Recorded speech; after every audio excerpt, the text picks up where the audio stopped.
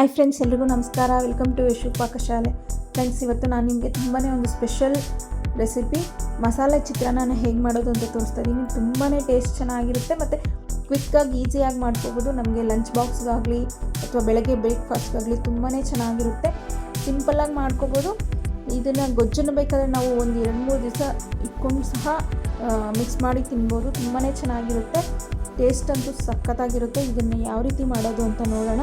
ಹಾಗೆ ಯಾರೆಲ್ಲ ಈ ವಿಡಿಯೋ ನೋಡ್ತಾ ಇದ್ದೀರಾ, ವಿಡಿಯೋಗೆ ಒಂದು ಲೈಕ್ ಮಾಡಿ, ಹಾಗೆ ತಪ್ಪದೆ ನಮ್ಮ ಚಾನಲ್ಗೆ ಸಬ್ಸ್ಕ್ರೈಬ್ ಮಾಡಿ ಫ್ರೆಂಡ್. ಈಗ ಇದನ್ನು ಹೇಗೆ ಮಾಡೋದು ಅಂತ ತೋರಿಸ್ತಾ ಇದ್ದೀನಿ. ಮೊದಲು ಒಂದು ಮಿಕ್ಸಿ ಜಾರ್ಗೆ ನಾನು 1 ಕಪ್ ಆಗೋಷ್ಟು ತೆಂಗಿನಕಾಯಿ ತುರಿ ತೊಗೊಂಡಿದ್ದೀನಿ. ಹಾಗೆ ಖಾರಕ್ಕೆ ಒಂದು 6-7 ಹಸಿಮೆಣಸಿನ್ಕಾಯಿ ನಿಮ್ಮ ಖಾರಕ್ಕೆ ತಕ್ಕಂಗೆ ನೀವು ತೊಗೊಳ್ಳಿ. ಹಾಗೆ 1 ಟೀ ಸ್ಪೂನ್ ಆಗೋಷ್ಟು ಜೀರಿಗೆ ತೊಗೊಂಡಿದ್ದೀನಿ. ಜೀರಿಗೆ ಹಾಕ್ಕೊಂಡಾದ್ಮೇಲೆ 1 ಪೀಸ್ ಚಕ್ಕೆ ಮತ್ತು ಒಂದು 3-4 ಲವಂಗ ತೊಗೊಂಡಿದ್ದೀನಿ. ಮತ್ತು ಒಂದು ಅರ್ಧ ಗಡ್ಡೆ ಬೆಳ್ಳುಳ್ಳಿ, 1 ಇಂಚು ಶುಂಠಿನ ಹಾಕ್ಕೊಳ್ತಾ ಇದ್ದೀನಿ. ಹಾಗೆ 1 ಇಡಿ ಆಗೋಷ್ಟು ಕೊತ್ತಂಬರಿ ಸೊಪ್ಪನ್ನ ಹಾಕ್ಕೊತಾ ಇದ್ದೀನಿ. ಚೆನ್ನಾಗಿ ಇದನ್ನು ತೊಳೆದು ಕೊತ್ತಂಬರಿ ಸೊಪ್ಪನ್ನ ಹಾಕ್ಕೋಬೇಕು.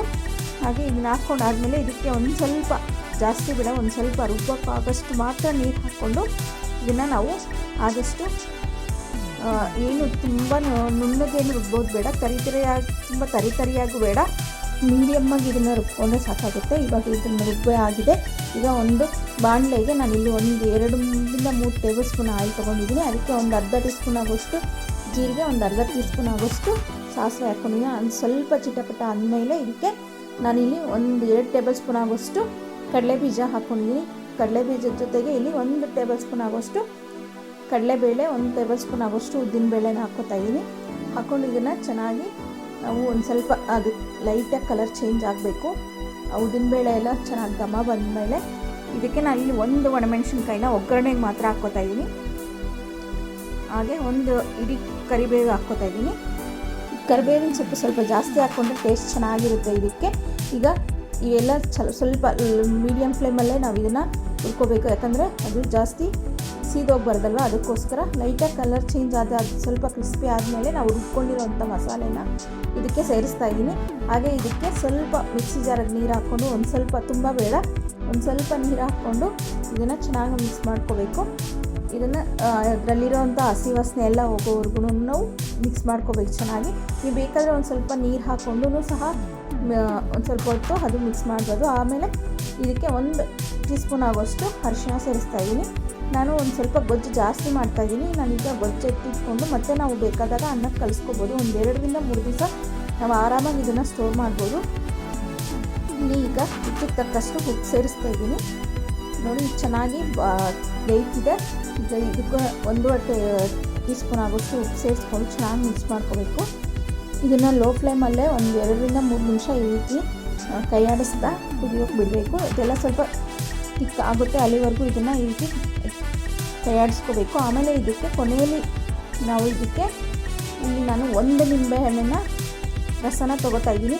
ಅಥವಾ ನಿಮ್ಗೆ ನಿಂಬೆಹಣ್ಣು ಇಷ್ಟ ಇಲ್ಲ, ನಿಂಬೆಹಣ್ಣು ಬೇಡ ಅನಿಸಿದ್ರೆ ನಾವು ಮಸಾಲೆ ರುಬ್ಬೋವಾಗಲೇ ಒಂದು ಚಿಕ್ಕ ನಲ್ಲಿಕಾಯಿ ಗಾತ್ರದಷ್ಟು ಹುಣಸೆಹಣ್ಣನ್ನು ಹಾಕ್ಕೊಂಡು ಸಹ ರುಬ್ಕೋಬೋದು. ಅಥವಾ ನಿಂಬೆಹಣ್ಣು ಇದ್ದರೆ ನೀವು ಈ ರೀತಿ ನಿಂಬೆಹಣ್ಣು ಹಾಕ್ಕೊಳ್ಳಿ, ಚೆನ್ನಾಗಿರುತ್ತೆ ಟೇಸ್ಟು. ಮತ್ತು ಹುಣಸೆಹಣ್ಣು ಹಾಕ್ಕೊಂಡು ಅಷ್ಟೇ ಟೇಸ್ಟ್ ತುಂಬಾ ಚೆನ್ನಾಗಿರುತ್ತೆ.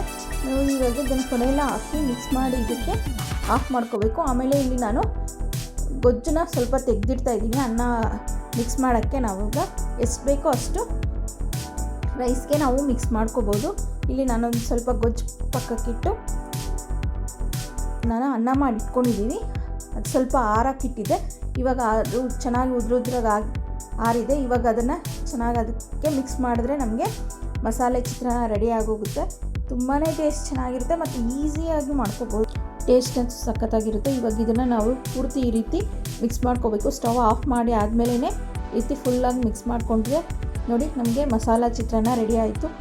ಟೇಸ್ಟ್ ಅಂತೂ ಸೂಪರಾಗಿರುತ್ತೆ. ಇದು ನಾವು ಬ್ರೇಕ್ಫಾಸ್ಟ್ಗಾಗಲಿ ಅಥವಾ ಲಂಚ್ಗಾಗಲಿ ಯಾವುದಕ್ಕಾದ್ರೂ ತುಂಬಾ ಚೆನ್ನಾಗಿ ಸೂಟ್ ಆಗುತ್ತೆ.